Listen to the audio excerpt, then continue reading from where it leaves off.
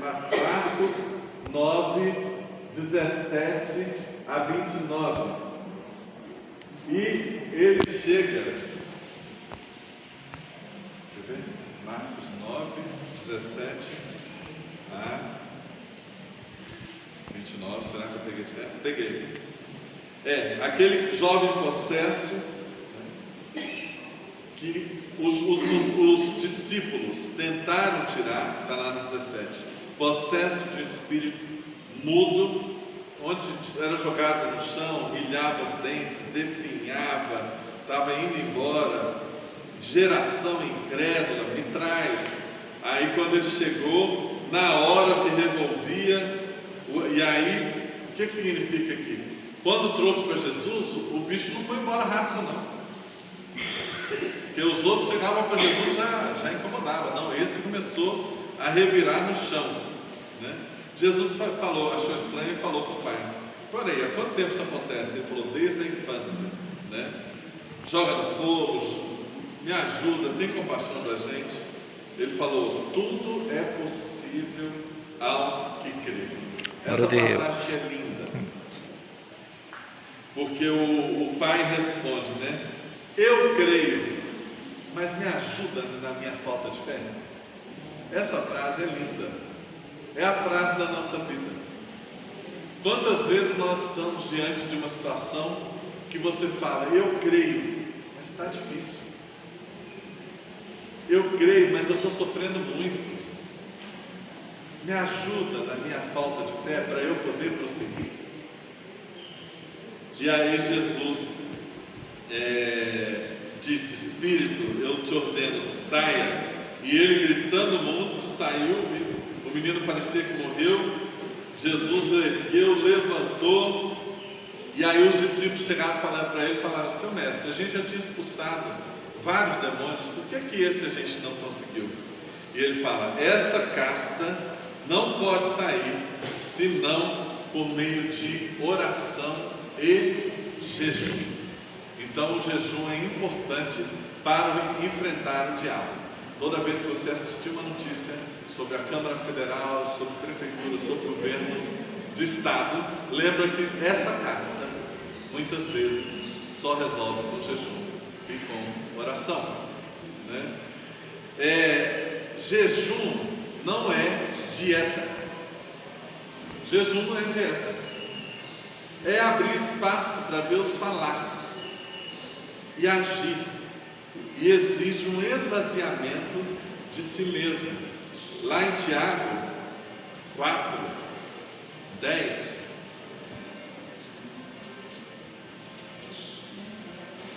olha lá, Tiago 4, 10, diz assim: "Humilhai-vos na presença do Senhor, e Ele vos exaltará." Ou seja, os chineses falam que para um copo poder receber chá, o copo tem que estar vazio. Você não consegue colocar chá num copo que já está cheio. Então, quando a gente está cheio da gente mesmo, não abre espaço para Deus falar, para Deus agir. Então o jejum, não pela questão física, mas pela questão espiritual, ele tem a ver com essa humildade, a gente se humilhar na presença do Senhor. E aí Jesus chega na passagem que eu acho ainda mais bonita, quando ele fala sobre o amor à riqueza, à avareza. E ele está falando de quê? Ele está falando de ostentação. Porque para os povos orientais, naquela época, a riqueza deveria ser exposta em público. A riqueza era para ser mostrada. Então eles compravam cavalos, carros, carruagens, roupas, ouro, para mostrar para todo mundo que eles eram muito ricos, muito ricos. E isso, hoje ainda no povo oriental, permanece um pouco.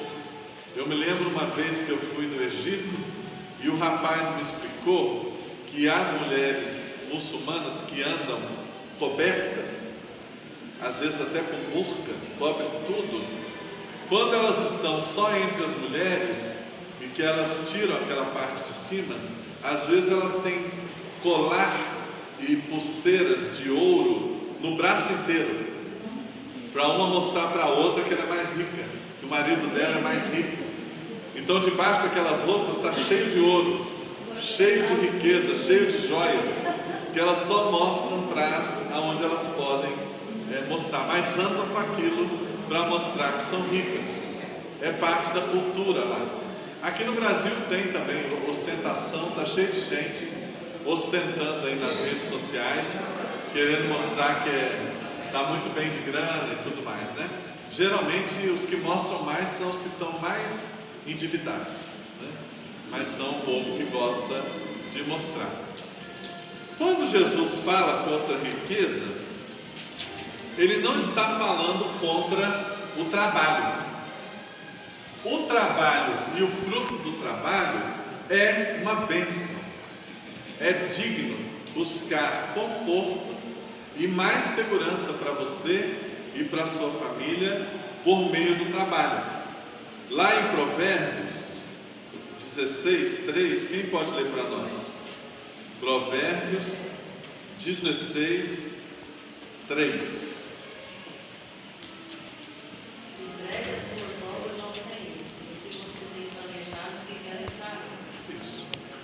Confia ao Senhor as tuas obras e os seus desígnios serão estabelecidos. Quando você vai trabalhar, você fala: Deus, vai na minha frente, me ajuda, faz as coisas acontecerem, abre as portas que precisam ser abertas, fecha as portas que precisam ser fechadas. Às vezes é mais importante fechar algumas portas do que abrir algumas portas, né? Orienta com quem que eu devo fazer parceria, quem são meus amigos, em quem eu posso confiar, quem eu não posso confiar, né? Então, Provérbios demonstra que o trabalho, quando está nas mãos do Senhor, ele abre caminhos para que os nossos desígnios sejam cumpridos. E outra coisa, porque teve muito cristão que, nesse anseio da volta de Jesus, resolveu parar de trabalhar. Eu vou orar para Jesus voltar rápido, então não preciso mais trabalhar. Muitos, ao longo da história, muitos tomaram essa decisão. Não, eu vou me dedicar só em oração, porque Jesus está voltando. Nós vivemos sempre uma dubiedade, porque nós devemos orar: Maranata, volta Jesus. Nós devemos orar. Mas tem gente que faz isso da maneira errada. Tem gente que está assim: o mundo está acabando. O mundo está acabando. Jesus está voltando.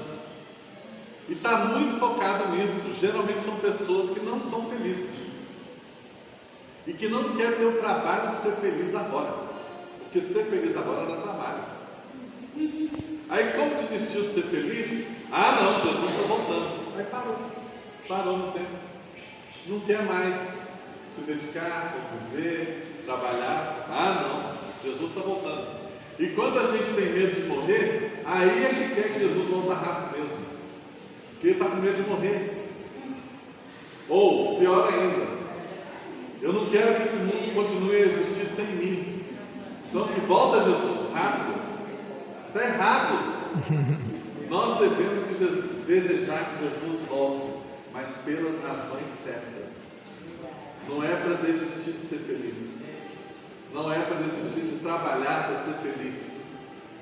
E aí o apóstolo Paulo fez essa leitura lá nos Tessalonicenses, em Tessalônica, né? E ele vai falar em 1 Tessalonicenses 4, 11 e 12. Ele vai dizer assim, começando no 10, né? Eu exorto, irmãos, que vocês progridam cada vez mais.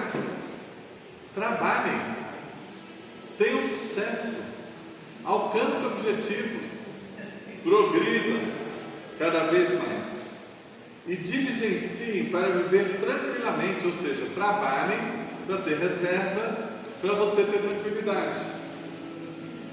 Cuidar do que é vosso, trabalhar com as próprias mãos, como vos ordenamos, de modo que vos porteis com dignidade para com os de fora e de nada venham a precisar. O apóstolo Paulo orientando como que o trabalho é bom. Amém. E lá em 2 Tessalonicenses 3, 10 a 12, 2 Tessalonicenses 3, 10 a 12. Porque quando ainda convosco vos ordenamos isto, se alguém não quer trabalhar, também não toma. Meu, deixa de ser preguiçoso. Vai trabalhar. Pois de fato estamos informados de que entre vós há pessoas que andam desordenadamente, não trabalhando, antes se intrometem na vida alheia. Quem não arruma coisa para fazer se intromete na vida alheia. Até quem é aposentado tem que trabalhar. Vou repetir. Até quem é aposentado tem que trabalhar. Vai trabalhar o quê? Vai trabalhar na igreja, vai trabalhar no voluntariado, vai trabalhar no artesanato, vai trabalhar na ação social, vai trabalhar com visita, vai trabalhar com oração, montar grupo de oração.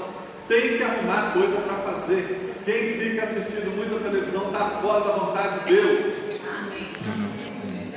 Televisão não é bíblico, porque não tem televisão na época da Bíblia. Evite televisão, arrume coisa para fazer. Meu Deus. Arrume coisa para fazer, porque se você não arrumar coisa para fazer, você vai entrar na vida alheia. É o que está escrito aqui. Não trabalhando antes, se intrometem na vida alheia. Por isso, determinamos e exortamos em Jesus Cristo que trabalhando tranquilamente comam o seu próprio pão.